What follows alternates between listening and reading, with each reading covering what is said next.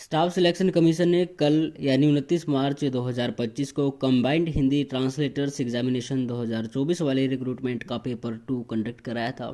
जैसा कि हम सभी जानते हैं कि पेपर 1 आपका 9 दिसंबर को हुआ था, लेकिन पेपर 2 काफ़ी टाइम के बाद इन्होंने कंडक्ट कराया, जो कि बहुत ज़्यादा डिले है अपने आप में। खैर, इस वीडियो में हम बात करेंगे डिटेल्ड एनालिसिस ऑफ पेपर 2 कि ये पेपर कैसा रहा, और साथ में हम जानेंगे कि कौन कौन से ऐसे टॉपिक्स थे जो पूछे गए, साथ में ट्रांसलेशन कहाँ से आए थे। इसके अलावा हम बात करेंगे कि पेपर जो था वो लेंदी क्यों रहा, और साथ में हम जानेंगे कि फाइनल कट ऑफ क्या रह सकती है और रिजल्ट आपका जो फाइनल आने वाला है वो कब तक आएगा। तो चलिए, इससे पहले हम बात कर लेते हैं। सबसे पहला जो बिंदु हमारा होता है वो है डिटेल एनालिसिस। तो हम सबसे पहले जानते हैं कि कौन कौन से ऐसे टॉपिक्स जो थे वो पूछे गए थे। इसके अलावा ट्रांसलेशन की बात करेंगे। तो यहाँ पे इंग्लिश एसेज की बात करें तो देखिए, यहाँ पे 4 टॉपिक आते हैं। 4 में से किसी एक पर आपको लगभग 500 शब्दों में लिखना होता है। तो इंग्लिश के जो टॉपिक थे वो था आइडियाज़ ऑफ विजन ऑफ विकसित भारत 2047। ये काफ़ी चर्चा में ये बिंदु रहा है, तो ये काफ़ी अच्छा इन्होंने पूछा हुआ है यहाँ पे, टाइटल जो दिया है। अगला थोड़ा मुश्किल था, इस पे मुझे नहीं लगता किसी ने लिखा होगा। Legalising minimum support price MSP, मतलब लिखते तो सभी हैं लेकिन ये काफ़ी कम लोगों ने इस पे लिखा होगा।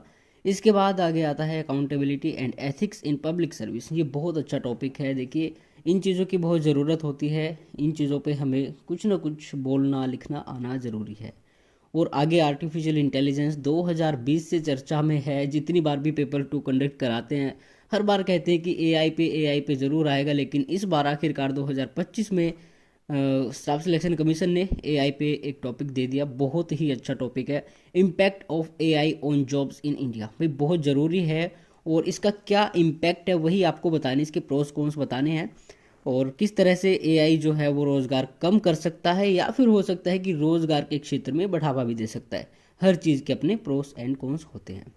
इसके अलावा बात करें आगे हिंदी निबंध की, तो हिंदी निबंध में भी यहाँ पे आपको 4 टॉपिक मिल जाते हैं, जिनमें से किसी एक पर आपको लिखना होता है। तो यहाँ पे आता है सबसे पहला जो है, आज के भारत के समक्ष कौशल विकास और रोजगार को चुनौतियाँ। ये भी बहुत बढ़िया है, एम्प्लॉयमेंट पे है। इसमें आपको थोड़े बहुत डेटा की ज़रूरत होती है। आगे नीतिगत सुधार और कार्यक्रम क्रियान्वयन। नंबर 3 पे आता है भारतीय होने का तात्पर्य, और नंबर 4 है आरक्षण में आरक्षण, आज की नई पहल। तो ये थे आपके हिंदी निबंध के कुछ विषय। अब आगे बात करते हैं हम इंग्लिश टू हिंदी ट्रांसलेशन की, जो कि बताया जा रहा है काफ़ी लेंदी था और मॉडरेट भी रहा है। तो ये जो पैसेज है ये आपके सामने आप देख सकते हैं, कुछ इस प्रकार का पैसेज था। कुछ वर्ड्स सेंटेंसेस थोड़े बहुत मॉडिफिकेशन इनमें हो सकता है, लेकिन ये था आपका digital personal data protection draft bill, जो है वो ministry of electronics and information technology ने इधर उधर किया है। तो इनकी ओर से जो था, इसमें आपको कई सारे ऐसे शब्द मिले होंगे जहाँ पे थोड़ी बहुत ट्रांसलिट्रेशन करने की आवश्यकता है, लेकिन अगर आपने अच्छी प्रैक्टिस की है तो उसकी भी आवश्यकता नहीं पड़ेगी। यहाँ पे जो सबसे ज़्यादा तंग करने वाला शब्द था वो था प्रोसेसिंग। अब प्रोसेसिंग के लिए संस्करण प्रसंस्करण ऐसे कुछ संसाधन जैसे शब्द थे, तो कौन सा शब्द किस संदर्भ में कहाँ पर प्रयुक्त होने वाला है वही अनुवाद होता है। तो ये सारी चीज़ें थी, लेकिन प्रोसेसिंग को अगर आपने प्रोसेसिंग भी लिखा है, डेटा को आंकड़े की जगह डेटा ही रहने दो, क्योंकि जो डेटा होता है भैया वो आप डेटा यूज़ करने वाला है।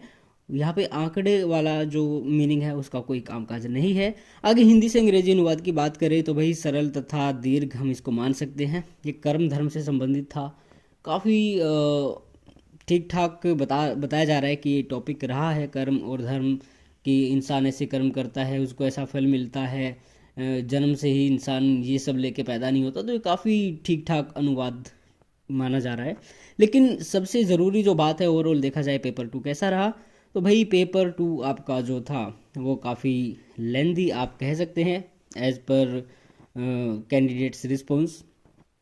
आगे बात करें कि पेपर लेंदी क्यों था, तो भाई देखो, पेपर लेंदी ये 28 तारीख की बात है। मैंने ग्रुप में भी एक मैसेज डाला था, किसी ने कहा था कि ये टॉपिक्स आएंगे, शायद उनमें से 1-2 टॉपिक आए भी हैं, बहुत बढ़िया बात है। लेकिन मैंने कहा था कि इतना आसान भी पेपर नहीं होगा, और उसका रीज़न क्या है। देखिए, पहला पेपर जो प्री है आपका पेपर 1 है, उसमें आपने देखा होगा काफ़ी इजी पेपर आया, इसीलिए कट ऑफ 150 गई है। तो पेपर के लेवल के हिसाब से 150 जो कट ऑफ गई है वो बिल्कुल भी ज़्यादा नहीं है। अगली बात ये होती है कि पेपर लेंदी क्यों आया, क्यों पेपर इतना डिफ़िकल्ट बताया जा रहा है, मॉडरेट टू डिफ़िकल्ट था। और ये इसका रीज़न यही है कि एसएससी को उसी के अराउंड अपनी कट ऑफ रखनी होती है जो फाइनल कट ऑफ होती है। मतलब 250, 55, 60 ये रही थी 2022 में। इससे 5-10 नंबर बढ़ गए थे 2023 में, 260 से 70 के बीच में जो कट ऑफ रही थी। आगे बात करें इस बार की, तो भाई इस बार भी कुछ ऐसा ही रहने वाला है, क्योंकि अगर दोनों पेपर आसान हो जाएंगे तो कट ऑफ आपकी 300 प्लस जाने की संभावना रहती है, जो यूआर और ओबीसी की कंसिडर की जाती है। उससे नीचे फिर कम कम होती चली जाती है कट ऑफ। लेकिन यहाँ पे मेन चीज़ यही है कि भाई पेपर लेंदी इसीलिए बनाया गया, मॉडरेट इसका लेवल इसीलिए रखा गया, ताकि पेपर 1 में ज़्यादा अंक लिए बच्चों ने, अब पेपर 2 में थोड़े ठीक ठाक वो मार्क्स अगर ले आते हैं तो कट ऑफ अपनी वही रहेगी 270 के आसपास। तो एक्सपेक्टेड फाइनल कट ऑफ और रिजल्ट डेट की बात करें तो भाई फाइनल कट ऑफ बताना बहुत मुश्किल होता है, लेकिन फिर भी आप मान सकते हैं कि 270 से 80 के बीच में, मतलब 270 प्लस होने के पूरे पूरे चांसेस हैं। 80 के आसपास आपकी कट ऑफ रहने की पूरी संभावना है। और रिजल्ट डेट की बात करें तो जिस हिसाब से एसएससी लेट करता आया है अब तक इस रिक्रूटमेंट को, मुझे नहीं लगता आगे लेट करेंगे। कल मंडे है, छुट्टी है, परसों से आपका जो है इवैल्यूएशन स्टार्ट हो जाएगी और केवल 1800-1900 लगभग इतने लोगों ने ही ये पेपर दिया होगा। वो भी हमने आरटीआई में पूछा है, वो पता चल जाएगा तभी आपको बताते हैं। तो अंदाज़ा यही है कि 1800 के आसपास कैंडिडेट्स ने ये परीक्षा दी होगी, मैक्सिमम 2000 आप मान लो। तो इतने लोगों की कॉपियाँ जांच करना 15-20 दिन से ज़्यादा का काम नहीं है।